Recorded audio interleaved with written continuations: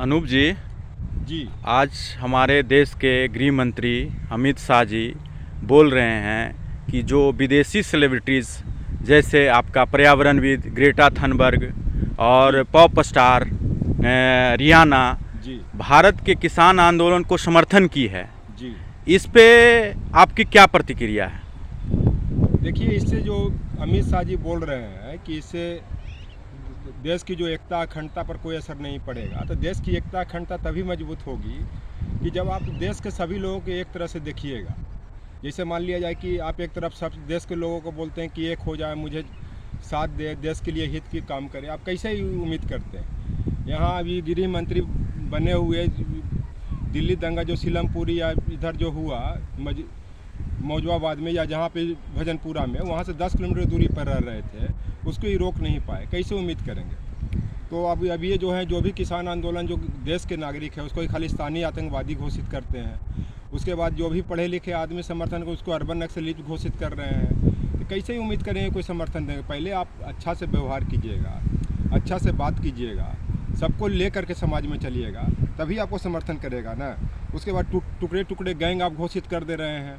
टुकड़े टुकड़े गैंग क्या होता है? देश का नागरिक है, आपका विचारधारा नहीं मिल रहा है आपसे, तो विरोध करेगा ही करेगा। उसके बाद फिर किसान आंदोलन को पहले आप हिंदू सिख में तोड़ते हैं, फिर हिंदू मुस्लिम में तोड़ते हैं, फिर हरियाणा पंजाब को बोलते हैं कि ये सब एक है, उसके बाद और देश के नागरिक अलग है, तो कैसे आप देखेंगे? उसके बाद मॉब लिंचिंग से कर हुआ उसमें पीटते हैं। दिल्ली दंगा में सब पर कार्रवाई की। आपको कपिल मिश्रा अनुराग ठाकुर पर भी करना चाहिए था, क्योंकि अनुराग ठाकुर आपको अभी भी उसको राज्य वित्त मंत्री बनाए हुए हैं केंद्र में।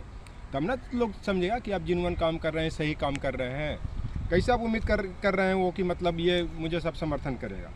और एक चीज़ और मतलब, गुण के सहारे व्यक्ति सफल हो जाता है, किंतु विनय और विवेक साथ हो तो समाज और देश शिखर छू जाता है। सिर्फ गुण के सहारे सफल होने से नहीं, आप विवेक भी, सोच भी बढ़ाइए, अपना ये कीजिए, सबको एक तरह से देखिए, तब उम्मीद होगा। ये तो एक कहावत है, घर के भेदी लंका डाही। और वहाँ पे जो आपको जो मैं बताता हूँ कि जो विभीषण ने भी रावण को मरवा दिया, इस कारण कि उसका भाई था, उसको राम की तरफ मिल गया तो उसको नुकसान हुआ, तो उसको लॉस हुआ।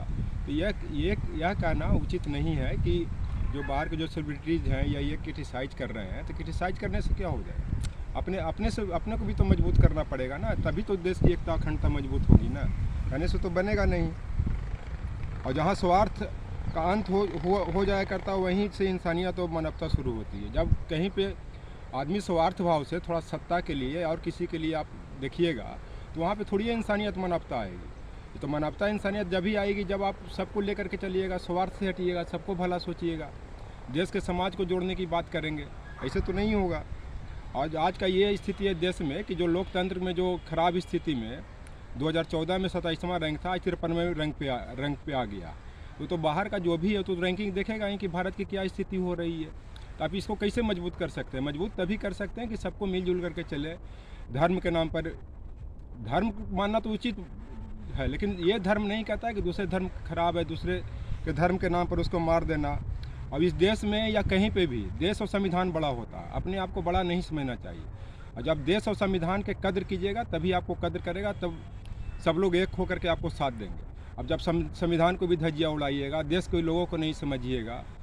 और भारत में भी ऐसे भी संगीत में 7 सरगम से बनता है संगीत, दूसरी तरफ भारत में 7 संप्रदाय के लोग हैं, हिंदू मुस्लिम सिख ईसाई बौद्ध जैन और यहूदी। अब इस सातों को मिलने से ही ये देश मजबूत होगा।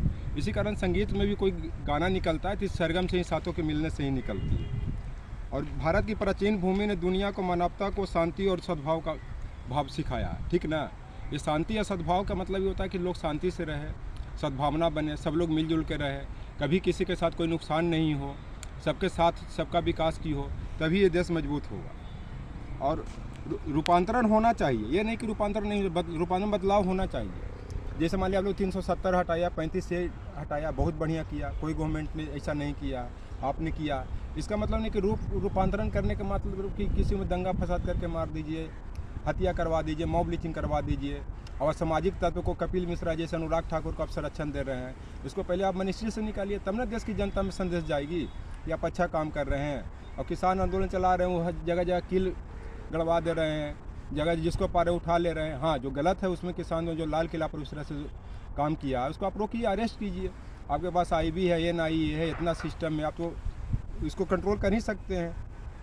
और मैं एक चीज़ और गृह मंत्री से अनुरोध करना चाहता हूँ कि दोहरा चरित्र नहीं अपनाएं, कि मतलब एक तरफ अच्छाई भी बुराई भी कुछ नहीं, जेन्युइन तरीके से करें। वो गलत है गलत, सही है सही। और एक समय में जो विश्व को जो बोलते हैं कि भारत विश्व का गुरु था, अब विश्व का गुरु था, लेकिन आप लोग आज शिष्य लोग बनाए हुए हैं। क्योंकि शिष्य ये संदर्भ में है कि जो लोग कर रहे हैं, सुन रहे हैं, दूसरे लोग भी आक्षेप लगा रहे हैं, आरोप प्रत्यारोप लगा रहे हैं, ये ठीक नहीं। तो धर्म तभी धर्म है जब हमें जोड़ना सिखाते ही, ना कि तोड़ना। धर्म हमेशा जोड़ने की बात करती है। अब देश के लोगों की ये कीजिए, सब एक होगा ना, तो नकारात्मक चीज़ जाएंगे ही जाएगा। यही इस पर मुझे करना। Thank you.